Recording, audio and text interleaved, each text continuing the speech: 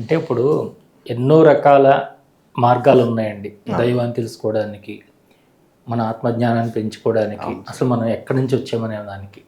కానీ దీనిలో మీరు ఉపాసన అనేదాన్ని, మంత్రోపాసన అనేదాన్ని, పూజా విధానం అనేదాన్ని పట్టుకొని మీరు తారా ఉపాసన చేయాలి, తారా మంత్రాన్ని చేయాలని మీకు ఎవరు చెప్పారు? ఆ క్రమం ఏ విధంగా జరిగింది? అమ్మవారికి ప్రత్యక్షం అయ్యారు? అయ్యారు సార్. అంటే నేను నిఖిలేశ్వరానంద స్వామి గారి గురించి కొంత విన్నాను సార్. పూర్తిగా కాదు, కొంత విన్నాను సార్. ఆయన తాలూకు జ్ఞాపకాలని మోస్తున్న వ్యక్తి, ఆయన తాలూకు శిష్యరికంలో అనిల్ జోషి గారి గురించి కొంత విన్నాను సార్. విన్న తర్వాత ఇప్పుడు మనం చేసే దాంట్లో ఈ కలిగిన హనుమత్ సాధన చేసిన వాళ్ళ గురించి కొంత విన్నాను సార్. విన్న తర్వాత దేవుణ్ణి చూడటం అనేది మనం చెయ్యొచ్చు. దేవుడిని మనం సరైన మార్గంలో ఒక సద్గురువు యొక్క అనుగ్రహంతో చేయగలిగితే కనుక ఆ దేవుడిని మనం ప్రత్యక్షం చేసుకోవచ్చు అనేది నాకు నమ్మకం కుదిరింది సార్. ఫస్ట్ ఆ నమ్మకం కుదిరినప్పుడు ఆ సద్గురువు ఎవరనేది ఒక్కొక్క వ్యక్తికి ఒక్కొక్క సద్గురువు ఎంచుకోబడతాడు. సద్గురువే శిష్యుని ఎంచుకుంటాడు, అయితే శిష్యుడు సద్గురువుని సద్గురువు చేత ఎంచుకోబడతాడు అనేది తెలిసింది సార్. అటువంటి సద్గురువు ఎవరా అనే అన్వేషణ బిగిన్ అయింది సార్. బిగిన్ అయినప్పుడు సడన్గా ఎటు వెళ్ళటానికి, దైనందిన కార్యక్రమాలు చేయటానికి నా దగ్గర లేని పరిస్థితి వచ్చింది. వచ్చినప్పుడు మా అక్క సడన్గా ఒకరోజు రేపొద్దున షిరిడీ వెళదామని అంది సార్. చిన్నప్పటి నుంచి నాకు 8 సంవత్సరాలు ఉన్నప్పటి నుంచి నేను సాయిబాబా అనే నా దేవుడు, గురువు, సర్వం సాయిబాబాకే చెప్పుకుంటూ ఉంటాను సార్, ఏ విషయం అయినా కానీ. అటువంటిది సడన్గా షిరిడీ వెళదామని అనటంతో రేపే వెళదామని అందనమాట. నేను వెళదామన్నాను సార్. వెళదామని అంటే రిటర్న్ టికెట్ కూడా బుక్ చేయక్క అని చెప్పి అన్నాను. 2 దొరికినాయి అంది. వెంటనే బయలుదేరి వెళ్ళిపోయాం సార్ మీ ఇద్దరం. వెళ్ళిపోయిన తర్వాత సడన్గా ఆ రోజు ఏమైందంటే గురు పౌర్ణమి అయింది సార్. అక్కడ నా మిత్రుడు షిరిడీ వెళ్ళిన తర్వాత ఫోన్ చేసి ఎక్కడ ఉన్నాను అడిగిన తర్వాత ఇక్కడ షిరిడీలో ఉన్నానంటే, ఈరోజు చాలా మంచి రోజు, మీరు ఎందుకు వెళ్ళారో అక్కడ బాబాని ప్రార్థించండి అని అన్నాడు సార్.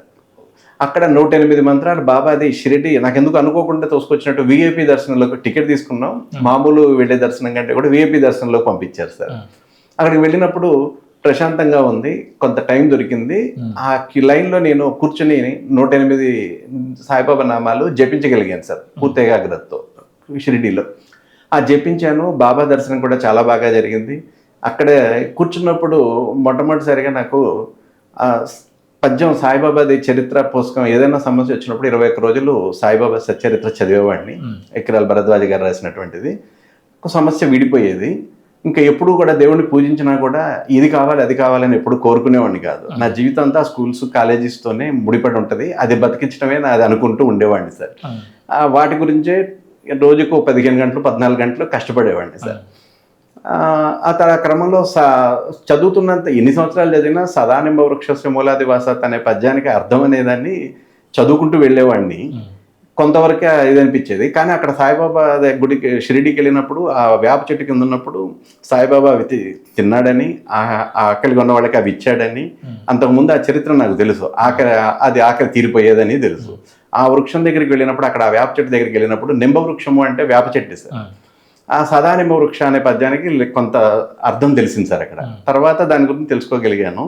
ఆ తర్వాత క్రమంగా నాలో ఏమైపోయిందంటే, నేను ఈ వచ్చిన క్రమంలో నాకు జరిగినటువంటి తారుమారైన జీవిత పరిస్థితుల్లో నేనేమయ్యానంటే, ఈ కర్మ ఏ జన్మలో చేసిన పాపమో ఈ కర్మను తొలగించమని చెప్పి దేవుడిని వేడుకుంటూ వచ్చాను సార్. నేను నిరంతరం అదే చేస్తా. ఎందుకు జరిగింది, ఈ కర్మను ఎలా పోగొట్టుకోవాలి, దీనికోసం నేను ఎంత కష్టపడి ఈ రుణ బాధలు తగ్గించుకోవాలి, ఈ ఆలోచన క్రమంలోనే నిరంతరం ఆలోచిస్తున్నాను సార్. ఆలోచిస్తున్న క్రమంలో తారాదేవి స్ఫురణకు వచ్చింది సార్. వాక్కునిస్తుంది జ్ఞాన సరస్వతి, నీల సరస్వతి, తర్వాత స్వర్ణతార, గ్రీన్ తార, ఇలా కొంచెం తారాదేవి గురించి తెలుసుకోగలిగాను సార్. ఎందుకో తారాదేవి సాధన చేయాలనిపించింది సార్. గురువు లేడు. జరిగినప్పుడు అప్పుడు తారాదేవి మంత్రాన్ని చదవటం పూజలో బిగిన్ చేశాను సార్. ఎందుకు ఇదే మంత్రాన్ని చదువుదాం అంటే దీనివల్ల ఏం సిద్ధిస్తుంది, ఏం కావాలని లేదు, నా కర్మ తొలగాలి, నేను కోరుకున్నది నా కర్మ తొలగాలి అనే తారాదేవిది మంత్రాన్ని చేద్దాం అనుకున్నాను సార్. అందరూ చేస్తున్నారు, కలియుగంలో తొందరగా ఫలితం పొందారు. తారాదేవిని బౌద్ధులు లక్ష్మీదేవిలాగా పూజిస్తారు. ఆ తారాదేవిని మనం కూడా పూజిస్తే మన కర్మ తొలగుతుంది అనిపించింది సార్. ఇంకా సాయిబాబా దగ్గరికి వెళ్ళిన తర్వాత అనుభవాలు ఎక్కువైనాయి సార్. సాయినాథునికి ప్రార్థన చేసుకుని నీవే దేవుడివి, నీవే గురువు బ్రహ్మ కృష్ణ అనుకుంటూ ఈ పూజ బిగిన్ చేసింది. ఎలా చేయాలో తెలుసుకొని పూజ బిగిన్ చేసి ఒకరోజు 7వ తారీఖు నాడు చూస్తుంటే శుక్లపక్షం మొదటి శుక్రవారం నాడు తారాదేవి పూజ బిగిన్ చేయడానికి సంవత్సరం మొత్తంలో అదే దివ్యమైన రోజు అని చెప్పి ఎవరు చేసినా ఆ రోజు బిగిన్ చేసి 14 రోజులు 3 రోజులు ఇలా చేస్తుంటారని తెలిసింది సార్. ఇంకా ఎవరూ లేరు, బాబానే భారం వేసేసి ఆ శుక్లపక్షం అప్పుడు నేను చూసిన తర్వాత 2 రోజులే ఉంది సార్ వచ్చేది, మొదటి శుక్రవారం తెలుసుకుంటే. ఇక ఆ 2 రోజుల్లోనే అన్ని కార్యక్రమాలు రెడీ చేసుకొని చేస్తున్న పనులన్నీ వదిలేసి ఆ 2 రోజుల్లో తారాదేవికి సంబంధించినటువంటి అన్ని కార్యక్రమాలు మళ్ళీ మా సిస్టర్ దగ్గర కొంత ధనం తీసుకొని మొత్తం ప్రారంభించి చేశాను సార్. చేస్తున్న 4వ రోజు 2వ రోజు చేద్దాం అనుకున్న ముందు రోజు తెల్లవారుజామున ఒక పెద్ద ఆకారం వచ్చి తలుపుకు రాయేసి కొట్టినట్టు అనిపించింది సార్. తెల్లవారుజామున కొంచెం భయం వేసింది. ఇటువంటి అనుభూతులు జరుగుతాయని విన్నాను సాధన చేస్తున్నప్పుడు. పావు గంట అయిన తర్వాత వెళ్ళి తలుపు తీస్తే ఏమీ లేదు. సరే ఎందుకు జరిగిందో అని చెప్పి చేయకూడదు అనిపించిందో, లేదా చేయటానికి అడ్డుపులు చేస్తుంటే మనల్ని సాధన మార్గంలోకి చేయకుండా ఉండటానికి అడ్డుపడినట్టు, కానీ చెయ్యాలనే సంకల్పం బలంగా ఉండటం వలన ఏదేమైనా ఒక్కడనే ఉంటున్నాను సార్, ఇంట్లో ఎవరు ఉండట్లేదు, నేను ఒక్కడనే ఉంటున్నా. అయినా చేద్దామని అనిపించింది సార్. బాబా మీద భారం వేశాను కాబట్టి ఆ బాబాని నమ్ముకొని సాధన బిగిన్ చేశాను సార్. 2వ రోజు నాకు ఎప్పుడూ బాబాని చూద్దామని కానీ బాబా కావాలని కానీ నాకు కనపడాలని కానీ కోరుకునేవాడిని కాదు సార్. బాబా నాతో ఉన్నాడని అనుకునేవాడిని, ఏదొచ్చినా బాబా అనుకునేవాడిని. సాయినాథ్ ఆశీర్వదించు, సాయిరామ్ అనుకుంటా ఉండేవాడిని అనమాట నిరంతరం. కానీ బాబాని నిరంతరం చూస్తున్నట్టే నాకు ఉండేది.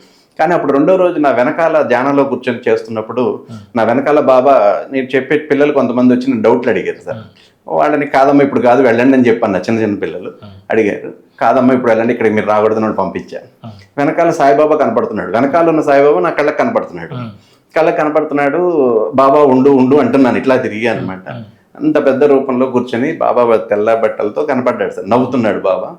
ఇంకా తర్వాత 4వ రోజు దక్షిణం నుంచి నేను పూజించే ఉత్తరం వైపు గదిలోకి తారాదేవి అలా పగలు ధ్యానంలో నిరంతరము తారా సాధన చేసినంతకాలం పగలు మధ్యాహ్నం సాయంత్రం అంతా కూడా ఎప్పుడన్నా ఖాళీ దొరికిన సమయాల్లో కూడా తారాదేవి మంత్రాన్ని వినటం, తారాదేవిని పూజించడం, ధ్యానంలో కూర్చొని తారాదేవిని ఆ మంత్రాన్ని చదువుతూ తారాదేవిని చూస్తూ తారాదేవిని స్ఫురిస్తూ ఉండేవాడిని సార్.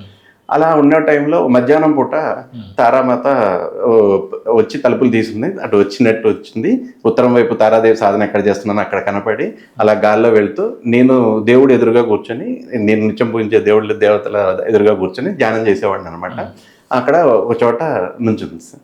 అమ్మ నేను లెగాలి, ఇప్పుడు ధ్యానంలో ఉన్నాను, నీకు కుర్చీ వేయలేకపోతున్నాను, అయినా నేను పద్మవాసిని అని చదువుతాను కదా మంత్రంలో, మీరు పద్మంలో కూర్చుంటారు కదా అన్నాను సార్. అనగానే పద్మంలో గ్రీన్ తారా వచ్చింది, గ్రీన్ పద్మంలో కూర్చుంది సార్. ఒక 5 to 7 seconds నుండి చూసి వెళ్ళిపోతుంది సార్. అమ్మ వెళ్ళిపోతున్నారు ఏమి అని అనుకున్నాను సార్ మనసులో.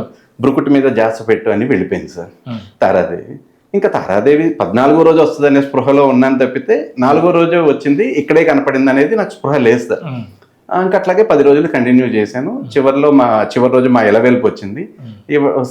అమ్మ మీరు వచ్చారా, మొట్టమొదటైనా నాకు ఏదైనా ఇవ్వాలంటే తారాదేవి ఇలవేల్పే వస్తారు కదా, ఇంటికి సంబంధించిన వీళ్ళు కాబట్టి మీరు ఇలవేల్పే వస్తారు కదా అనుకున్నాను సార్. అమ్మ ఏంటని చెప్పి అడిగాను. తెల్లవారుజామున 4:30-5 మధ్యలో రేణుకమ్మ తల్లి సార్ మా ఇలవేల్పు. అడిగితే ఇవ్వడానికే కదా వచ్చిందండి. దాంతో దేవుడి దగ్గర కాస్త సర్ది వెళ్ళింది.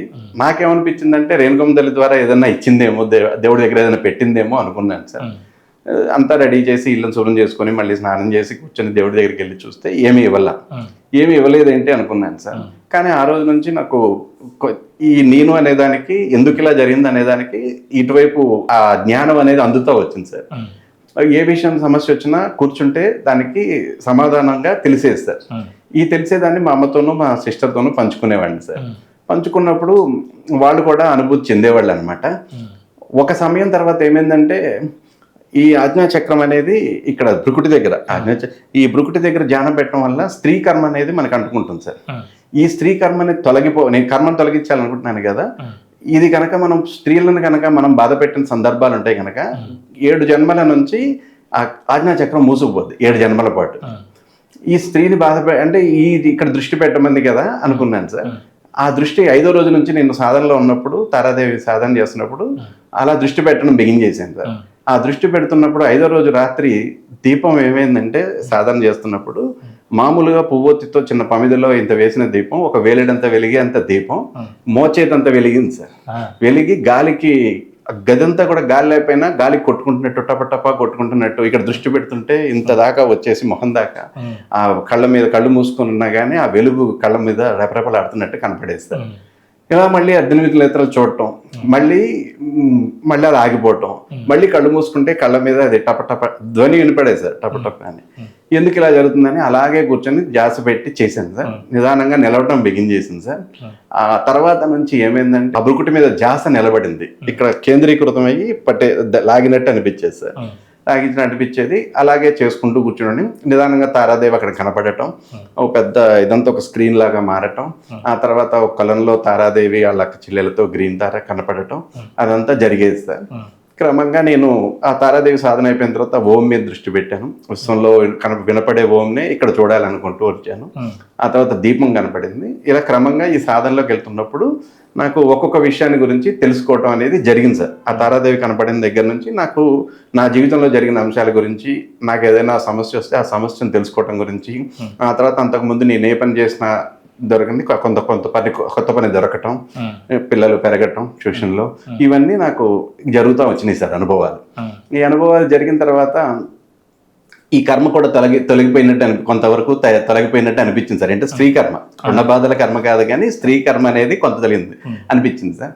అనిపించిన తర్వాత అనుభవాలు వేరుగా ఉన్నాయి సార్. అంటే ఇది ఎందుకు దృష్టి పెట్టమంది అనే దానికి, తారాదేవి నాకు ఏమి ఇచ్చింది అనే దానికి సమాధానం కొంత దొరికినట్టు అయింది సార్. నాకు దొరికినట్టు అయ్యి అది ఒక కొంత కాలం తర్వాత, ఆ కర్మ తొలగిపోయినప్పుడు తెలిసిందో మరి లేదో కానీ ఆ కొంతకాలం తర్వాత, అప్పుడు తెలియలేదు కానీ తర్వాత తెలిసింది సార్. నిరంతరం ఇక్కడ దృష్టి పెట్టే సాధన చేయడం బిగిన్ చేశాను సార్. ధ్యానం చేయటం, సాధన అనే కంటే ధ్యానం చేయడం బిగిన్ చేశాను సార్. ఆ ధ్యానం ద్వారా నాకు తెలిసింది ఏంటంటే తారాదేవి ఇచ్చింది, ఆ కర్మను తొలగించమని మనం కోరుకున్నాం కాబట్టి ఆ స్త్రీ కర్మ ఏదో నాకు అంటుంటుంది, అది తొలగించి నాకు అందిస్తుంది అన్న స్ఫురణ వచ్చింది. దీనికి అంతటికీ కొరణం గురువు. అప్పటిదాకా దేవుడిగా పూజించినటువంటి సాయినాథుడు ఇప్పుడు నా గురువుగా మారిపోయాడు సార్. ఆ గురువు నాకు నిరంతరం ఒక సన్మార్గంలో నడిపిస్తూ ఈ క్రమంలోకి తీసుకెళ్తున్నాడు బలంగా అని అనిపిస్తుంది సార్.